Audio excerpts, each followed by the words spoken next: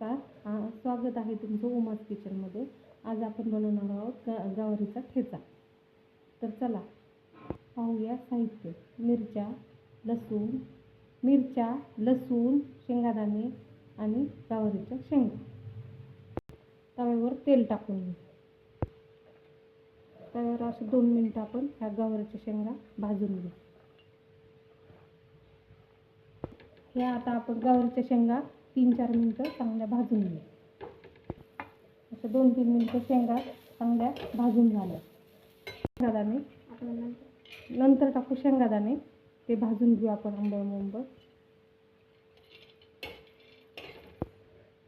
आता त्यातच आपण मिरच्या टाकू, लसूण टाकू, म्हणजे थोडंसं भाजून घेऊ।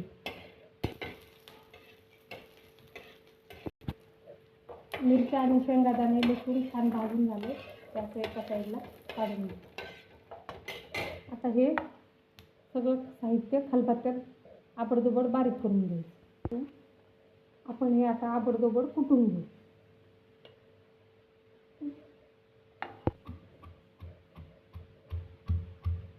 हे आपण आता कुटून घेतलं। याच्यातच आता आपण गवारीच्या शेंगा आबडधोबड कुटून घेऊ। हे पहा, अशा प्रकारे आबडधोबड कुटून घ्यायच्यात, जास्त कुटायचे नाही। जर का तुमच्याकडे पाटा उरोटा असेल तर त्यावर ठेचून सुद्धा छान होते। तव्यावर तेल टाकून घेऊ 1-1.5 चमचा। आता टाकू हे वाटलेलं शेंगादाणे, लसूण, मिरची आणि नंतर ह्या ठेचलेल्या गवार टाकू।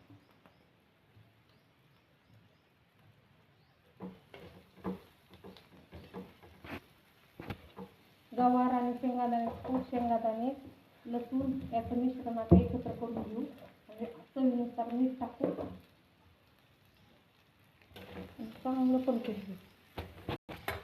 याच्यावर थोडासा पाण्याचा असा शिपका द्यायचा आणि हलवून घ्यायचं। हा झाला आपला गवारीचा ठेचा तयार। अशाच नवनवीन रेसिपीजसाठी उमास किचनला सबस्क्राईब आणि फॉलो करा। धन्यवाद।